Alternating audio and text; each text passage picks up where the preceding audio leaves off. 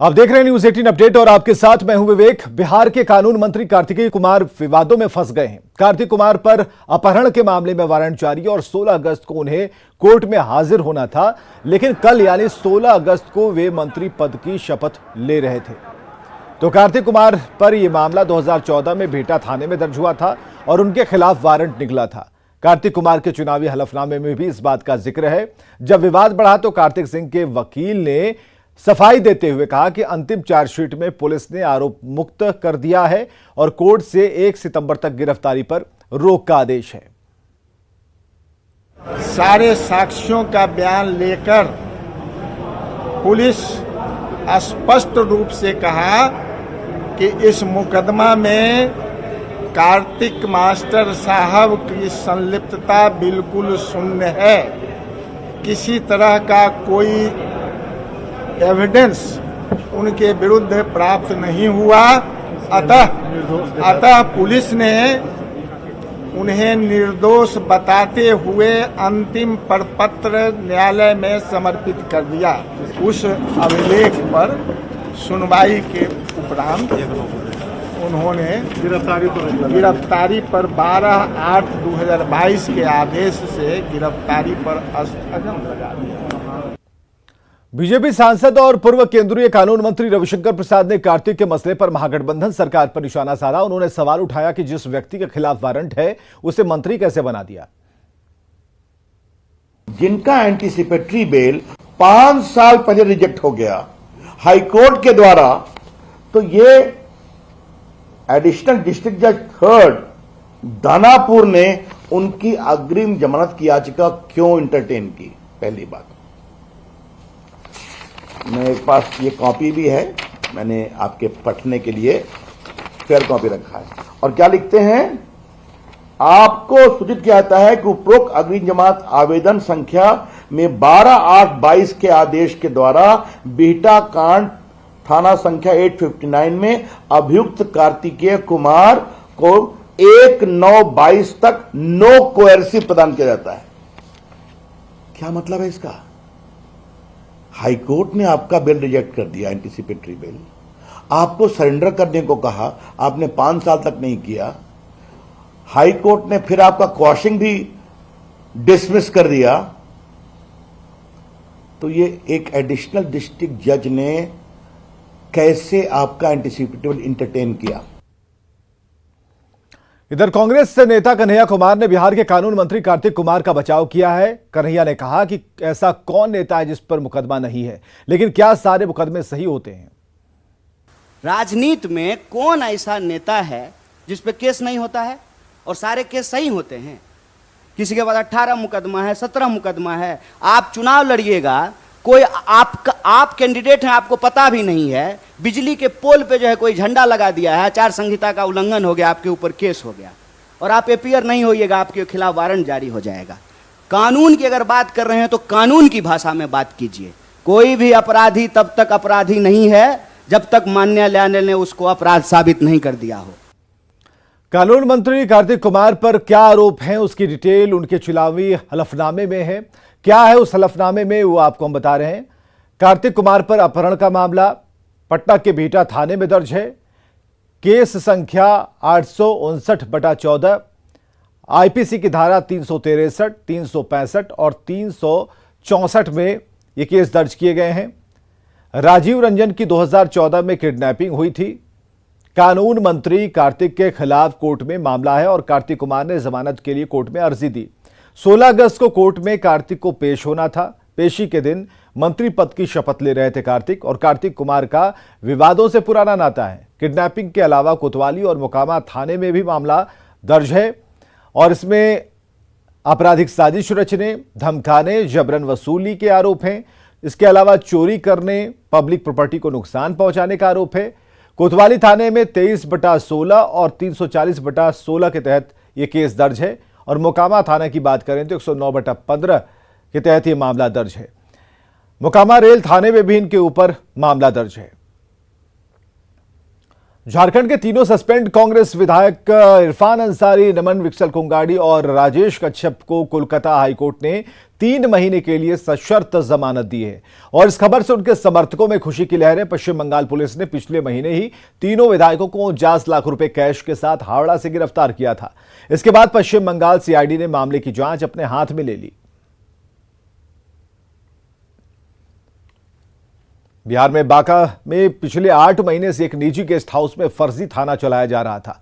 Patna court team ने नाम से यह गिरोह ग्रामीणों को झांसा देकर पैसों की ठगी करता था और आज पुलिस की गश्ती के दौरान इस जालसाज गिरोह का पर्दाफाश हुआ।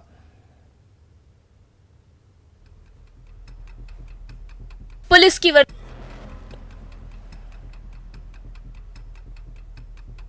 की वर्दी पहने ये युवक और युवती देखकर तो कोई सरकारी मुलाजिम ही लगते हैं,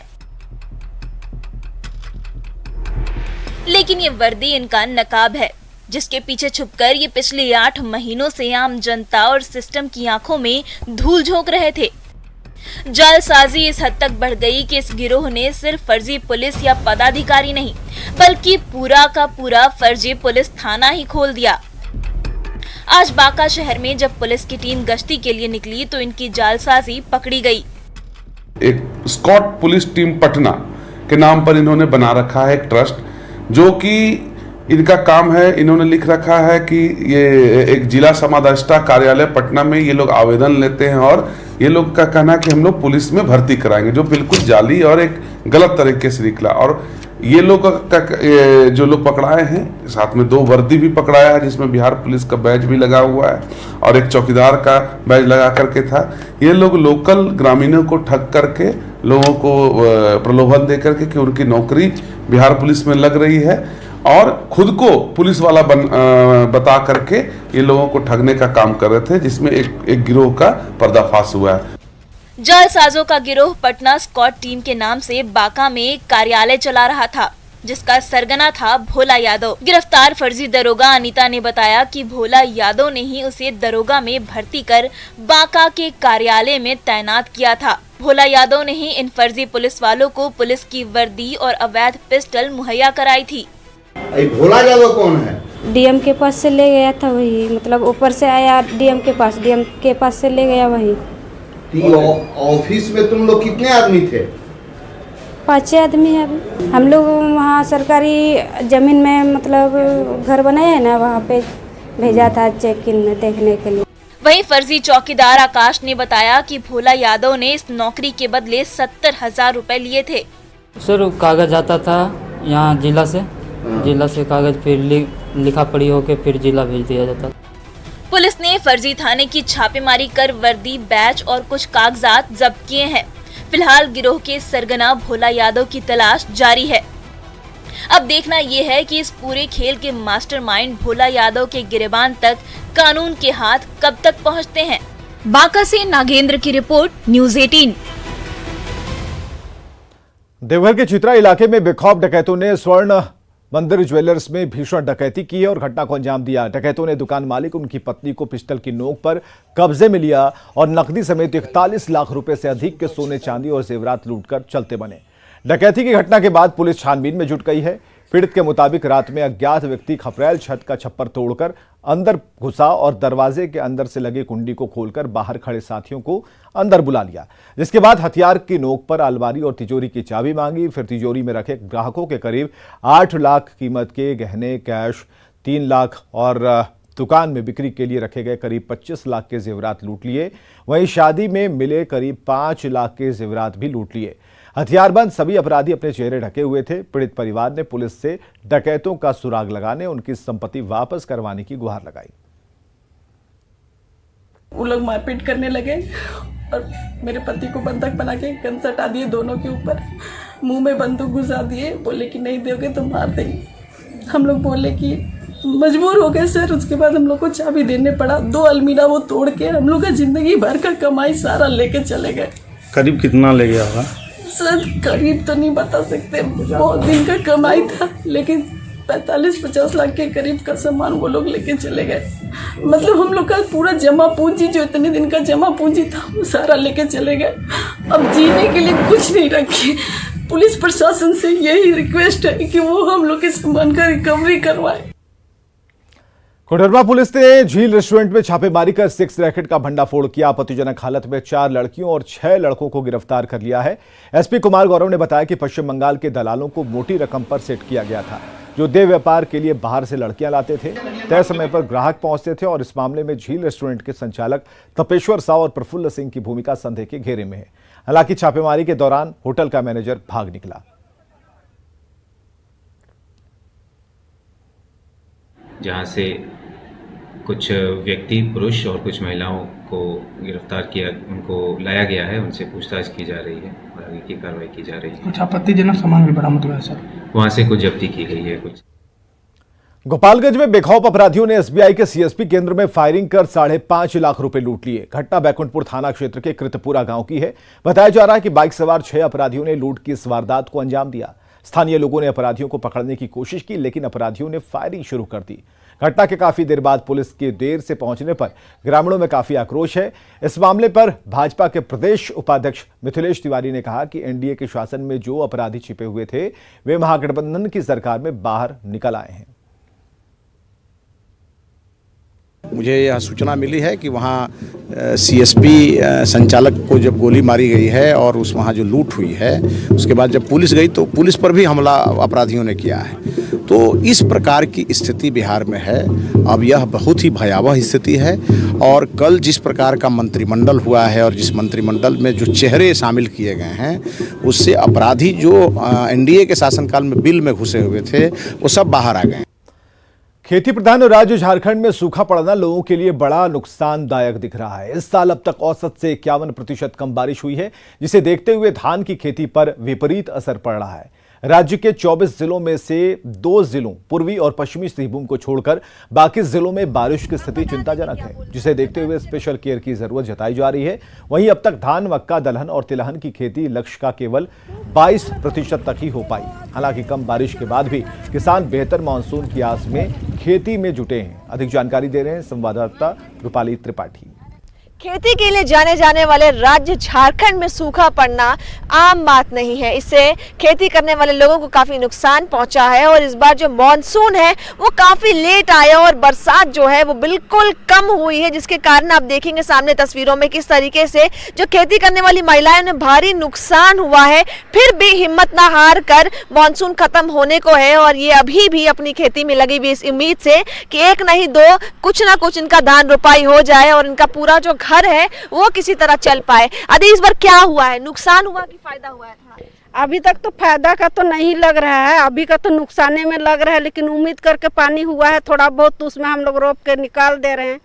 लेकिन बीज भी बूढ़ा हो गया है, इसके आधार से अभी हम लोग का खेती होगा नहीं होगा तो हम लोग भी गारंटी नहीं दे रहे हैं, लेकिन भरोसा कर रहे हैं कि आगे भी बरसात हो जाएगा तो जो भी 1 दाना चाहे 2 दाना होगा तो 1 महीना का भी हम लोग का खाने का हो जाएगा, तो उसमें हम लोग का राहत हो जाएगा। यही सोच के हम लोग हार के भी हम लोग लगे हैं। बारिश नहीं हुआ तो आप लोगों को कैसा नुकसान पहुंच जाएगा? नुकसान तो बहुत होगा, महंगाई भी बढ़ेगा और फिर हम लोग मतलब जितना खाने के लिए होता था उतना तो नहीं हो पाएगा और फिर महंगाई की वजह से हम लोग को और ही ज्यादा स्ट्रगल करना पड़ेगा। पिछले कितने साल के बाद ये ऐसा दिक्कत आया सूखा पड़ने का? और एक बार हुआ था, लेकिन और एक साल वही 7-8 में हुआ। 7-8 पिछले 15 सालों में इस बार ऐसा पहली बार हुआ है कि इतना ज्यादा सूखा पड़ गया है कि इनको धान रोपने से लेकर धान उगाही में परेशानी आ रही है, इतना कि इनका रोजगार चलाना मुश्किल हो गया। बता दें कि पूरा का पूरा परिवार जो है वो सालाना एक बार की जो खेती करता है, किसानी करता है, उस पर ही अपना पूरा परिवार चलाता है। लेकिन सूखा पड़ जाने के कारण इन लोगों के रोजमर्रा जिंदगी पे सीधा असर पड़ गया है। रूपाली त्रिपाठी, न्यूज़ 18, रांची। शुक्रवार को जन्माष्टमी है और बाजार में रौनक दिखने लगी। भगवान के लिए पंखे से लेकर कूलर और खाट से लेकर मच्छरदानी तक बिक रहे हैं। देखिए विनीता मिश्रा की ये रिपोर्ट। श्री कृष्ण की जन्माष्टमी आने वाली है, उनके जन्मोत्सव को लेकर बाजारों में रौनक देखते बन रही है। श्री कृष्ण जन्माष्टमी के लिए बाजार में इस बार कान्हा के जन्मदिन की सारी तैयारियां देखते बन रही है और इस बार कान्हा के बर्थडे पर कूलर से लेकर मच्छरदानी, पंखे, सोफे, पलंग सब कुछ यहाँ मिल रहा है। एक एक कर हम आपको इस बार जन्माष्टमी की खास तैयारी बाजार में दिखा रहे हैं। ये आप देख सकते हैं श्री कृष्ण लल्ला के लिए इस बार बाजार में मच्छरदानी भी मिल रहे हैं ताकि भगवान श्री कृष्ण को मच्छर न काटे। इसके साथ ही साथ इस बार जो बाजारों की रौनक है ये घाट काफी बढ़ा रही है। भगवान श्री कृष्ण बाल गोपाल के रूप में इस घाट पर बैठेंगे और दर्शकों को जो यहाँ पे जो आ रहे हैं उन्हें ये काफी लुभा रहा है। जो खरीदार आ रहे हैं उन्हें ये काफी पसंद आ रहा है। इसके साथ ही साथ हम आपको ये दिखा दें, ये कूलर है। भगवान श्री कृष्ण को गर्मी ना लगे इसलिए बाजार में इस बार कूलर भी लोग खूब खरीद रहे हैं, पसंद कर रहे हैं। और हालांकि कूलर के दाम थोड़े ज़्यादा हैं, ऐसे में लोग पंखे भी खरीद रहे हैं। ये पंखे आप देख सकते हैं, इसमें लाइट सिस्टम भी है, यानी अगर अंधेरे में भगवान कान्हा को गर्मी लगे तो आप बल्ब भी जला सकते हैं और पंखे से उन्हें हवा भी दे सकते हैं। तो ये काफ़ी आकर्षण का केंद्र है इस बार बाजार में। इसके साथ ही साथ हम आपको दिखा दें कि एक से बढ़कर एक झूले हैं। इस बार जन्माष्टमी को लेकर खास रौनक देखते बन रही है। क्या कुछ खरीदा है आपने? कन्हैया जी का कपड़ा, टोपी और चूड़ी वगैरह सब कुछ। ये देख सकते हैं कि कान्हा जी के कपड़े और पूरे उनके साजो श्रृंगार के सामान यहाँ खरीदे गए हैं और सभी आ रहे हैं, खरीद रहे हैं, क्योंकि जन्माष्टमी साल में एक ही बार आता है। उनके गहने, श्रृंगार, झूले और इस बार की जो खास आकर्षण का केंद्र है पंखा, कूलर, मच्छरदानी, ये तमाम चीज लोग खरीद रहे हैं। मच्छरदानी है, झूला है, सिंहासन है, वस्त्र, ऐना, कंघी उनका भी है, कूलर भी है। इस बार गर्मी को देख के कूलर, जो पंखे लगाए गए हैं, लोग खरीद रहे हैं। हाँ, पूरा अच्छा से खरीद रहे हैं, खूब खरीद रहे हैं। पिछले 2 साल से मार्केट में इतनी रौनक नहीं देखने को मिल रही थी, लेकिन इस बार खरीदारी जम के हो रही है। इस साल खरीदारी ठीक हो रही है। दुकानदार भी काफी खुश है और ये तमाम वो वस्त्र हैं जो कृष्ण लल्ला को जन्माष्टमी के मौके पर पहनाए जाएंगे। यानी जो दुकानों की रौनक आप साफ तौर पर देख सकते हैं, एक से बढ़कर एक सामान, एक से बढ़कर एक गहने, साजो श्रृंगार के सामान। और एक चीज और आपको दिखा दे, ये है छाता। भगवान श्री कृष्ण के लिए मार्केट में इस बार छाता भी उपलब्ध है। झूले, मच्छरदानी, कूलर और पंखे के साथ साथ छाता भी मार्केट में इस बार उपलब्ध है। लोग आ रहे हैं और जन्माष्टमी को खास बनाने के लिए, अपने घर को डेकोरेट करने के लिए सामान तो खरीद ही रहे हैं, साथ ही साथ भगवान श्री कृष्ण के लिए उनके जन्मदिन के अवसर पर ढेरों साजो सामान की खरीदारी कर रहे हैं। विनीता मिश्रा, न्यूज़ 18 पटना। और खबरें लगातार जारी हैं, बने रहिए।